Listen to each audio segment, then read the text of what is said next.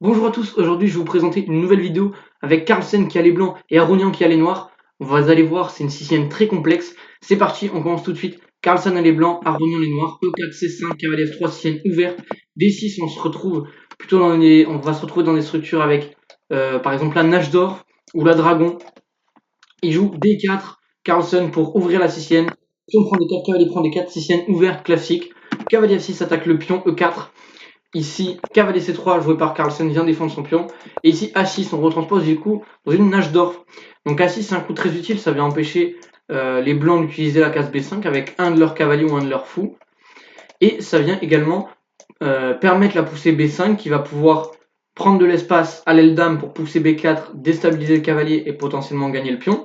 Mais ça permet également, après la poussée B5, admettons je joue un coup de développement naturel comme fou D3, après la poussée B5, on a des idées de justement de B4, mais on a également une idée de fou B7 pour avoir une très grosse pression sur sa diagonale.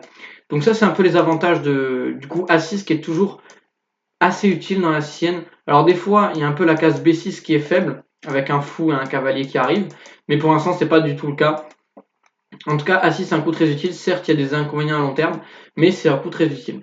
A3, joué par Carlsen, une nouveauté théorique, c'est pas du tout ça le coup normalement. On joue plutôt des idées à base de fou E3, F3, Dame D2, Grand Roc, et on va essayer d'envoyer la marée de pion avec G4 par exemple. Une continuation possible aurait été fou E3, admettons G6, F3, fou G7, ce serait une dragon d'orf ici, Dame D2, Roc, Roc. Et ici, on va envoyer G4, H4, H5. On va essayer d'ouvrir sur le roc noir. Et on va essayer de mater le roc noir. Ici, les noirs qui devraient jouer B5.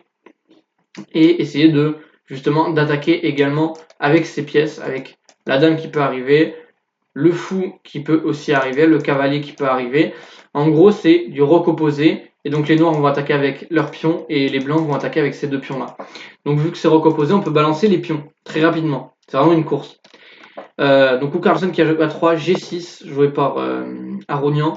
C'est pas le meilleur coup, E5 est plus dans l'idée de la nage d'or. Mais G6, pour dévier des préparations théoriques de Carlsen, ça peut être intéressant. F3, du coup, il met le setup en place que je vous ai dit. Fou G7, fou E3. L'idée, c'est qu'il vient défendre le cavalier. Ensuite, on va pouvoir jouer Dame D2. On va créer un alignement désagréable sur la case H6. Il joue B5. Je m'attendais plutôt à un coup comme petit roc. Mais B5, ça vient tout de suite, justement, comme je vous l'ai dit, menacer de faire par exemple fou B7 et pousser les 5 pour faire une rupture au centre. Et c'est un coup toujours très utile parce qu'on va avoir des poussées B4. Alors, l'avantage du coup A3, c'est de contrôler pour l'instant la case B4. Mais les noirs vont pouvoir tranquillement défendre le pion B5, préparer la poussée A5, puis la poussée B4 pour essayer de prendre de l'espace au niveau de l'aile dame.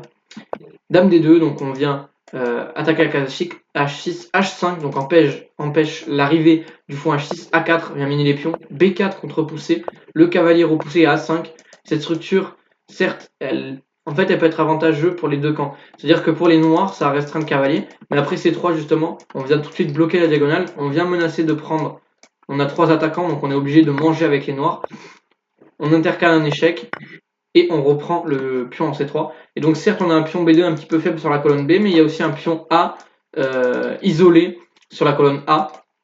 Donc c'est un peu des jeux de deux faiblesses. Donc bon, si on prend, le cavalier va pouvoir sauter, on va pouvoir jouer tour C1, il y aura des menaces en C7, ça serait dangereux de prendre en B5. Du coup il prend pas, roc, roc. Et du coup maintenant c'est plus un roc, enfin c'est plus des rocs opposés, mais les blancs ont un avantage à cause de ce coup H5. Alors certes ça a empêché fou H6, maintenant on peut toujours jouer fou H6. Mais globalement ça a plutôt affaibli l'aile roi plutôt qu'autre chose. Mais c'est un choix. Cavalier A6, le cavalier qui se développe vers de meilleures horizons en C5. Cavalier C6, on en profite pour installer un cavalier monstrueux, donc qui oblige quasiment les noirs à donner le fou. Et voilà, tout de suite on a de la pression sur la colonne B.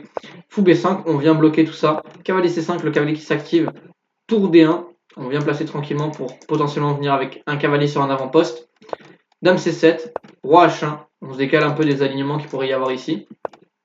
Tour D8, Fou G5, on va mettre une petite pression sur le cavalier pour éliminer le cavalier et venir avec un superbe cavalier en D5.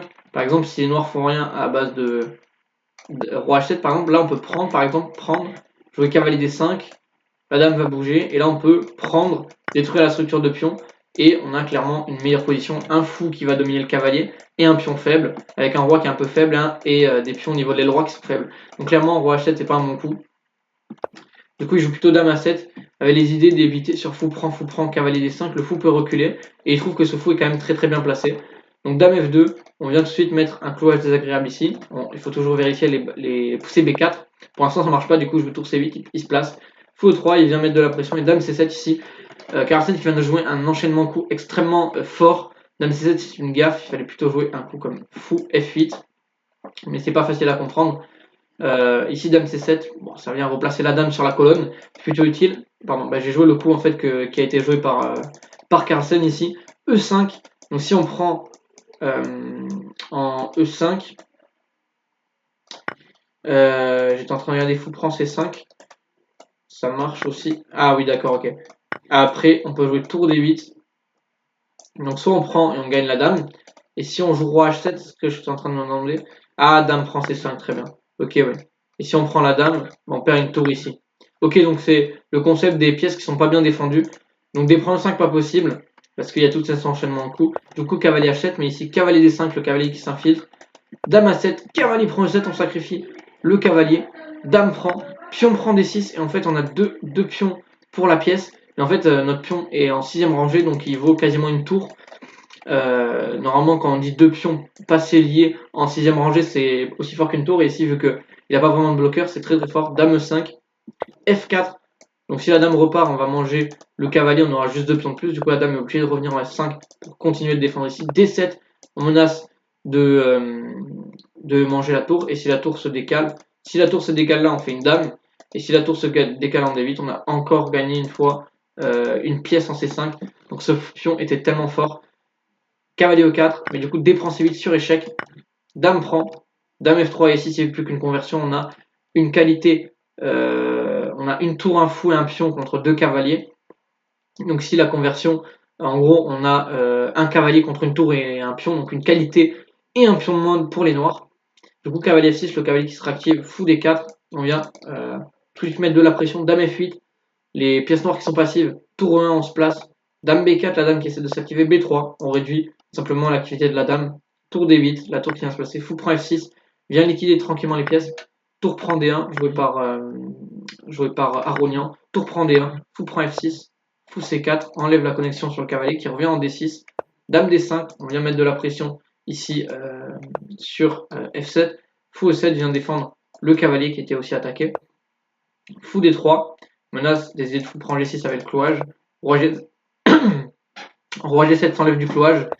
G3, on améliore tranquillement la position. Dame C3, la dame qui s'infiltre. Dame E5 vient échanger les dames. Mais ici, le cavalier est trop passif. Le fou s'active. La tour s'active. On est obligé d'échanger une paire de pions. La tour qui commence à s'activer, qui commence à créer des menaces par derrière. Comme ça, par exemple, pour attaquer le pion. Fou E7. Donc le fou qui contrôle cette case, le cavalier qui contrôle cette case. Donc pour l'instant, c'est pas trop mal. Tour D5, on va mettre de la pression ici. G5, les pions qui avancent. Roi G2, on centralise notre roi. Roi F6, roi F3. Roi G6, roi E3. Roi F6, H3. On vient échanger une paire de pions ici pour limiter les possibilités du roi noir de contre-jeu. Roi F6, tour échec pour libérer la case et le roi qui va pouvoir aller manger le pion tranquillement. Et ensuite, on aura deux pions passés liés. Aucun contre-jeu pour les noirs. Et on va juste gagner la partie. Ici, Aronian abandonne. Victoire de Carlsen qui a fait 96 de précision et 91 pour Aronian. Globalement, la gaffe c'était Dame C7. Donc ce que vous pouvez retenir de cette partie, bon, toujours calculer du coup les coups forcés. Alors là c'était très compliqué, c'est peut-être du rapide, je n'ai pas la cadence. Mais ici avec E5, on se voit mal le... Parce qu'on se dit que bah, le cavalier est défendu deux fois, mais en fait après E5, bah, la position noire s'écroule. Donc toujours calculer ce genre de poussée E5, surtout dans la sicilienne. Des fois, il y a un petit alignement sur la tour, des fois comme ça, en A8 qui est non défendu. Des fois, il y a justement la pièce en C5 qui est non défendue. Donc, toujours calculer les coups forcés. Alors là, on dirait que du coup, ça marche pas. Mais en fait, après, fou prend, et c'est encore un échec. C'est que des coups forcés, sur échec, etc. Et donc, on voit bien, en fait, quand il y a des pièces comme ça qui sont un peu agglutinées, là, il y a un cavalier. Là, on peut attaquer un des défenseurs du pion, enfin du cavalier, pardon. Ensuite, on peut, donc c'est la séquence tactique. Ensuite, on peut jouer tout ça, c'est que de la tactique avec tour D8, roi H7, et on se dit, bah, dame prend C5, c'est encore une prise. Alors certes, la séquence est longue, mais au final, en fait, on voit bien que la tour en B8, qui est au tout début de la séquence, après E5, était, vous voyez, défendue par les deux tours, par la tour et la dame. vous voyez qu'à la fin, elle se retrouve en prise ici. Donc toujours regardez quand les pièces lourdes sont défendues par d'autres pièces lourdes, ou n'importe quelles pièces sont défendues par des pièces lourdes qui peuvent être surchargées. Regardez toujours ça. Donc Dame C7 c'était pas un bon coup, mais bon après, fou F8 pas facile à trouver en pratique. J'aurais plutôt joué un coup comme Roi H7 par exemple moi, pour éviter que le fou revienne en H6, et j'aurais essayé d'améliorer ma position. En tout cas, les Siciliennes c'est vraiment très complexe. Pour s'y mettre, ça nécessite une grosse préparation théorique, et même juste les plans c'est très compliqué. Il y a tellement d'ouvertures, l'attaque Grand Prix, la nage d'or, la canne, la taille enfin bref, il y en a une tonne d'ouvertures. Donc, je vous laisse sur la fin avec Roi des Cannes. Donc, globalement, en fait, même si c'est des fous de couleur opposée, ça c'est une info que je peux vous le dire aussi. Même quand on a une qualité en plus, c'est un pion de plus. Si on a des fous de couleur opposée, ça réduit les chances de gain. Alors, c'est toujours gagnant dans cette position, mais les fous de couleur opposée peuvent aider à faire la nulle au camp adverse. Alors, bien sûr, c'est toujours gagnant, mais il y a plus de chances de. Les chances de nul augmentent en fait par rapport à. Ce serait des deux fous de case blanche ou deux fous de case noire.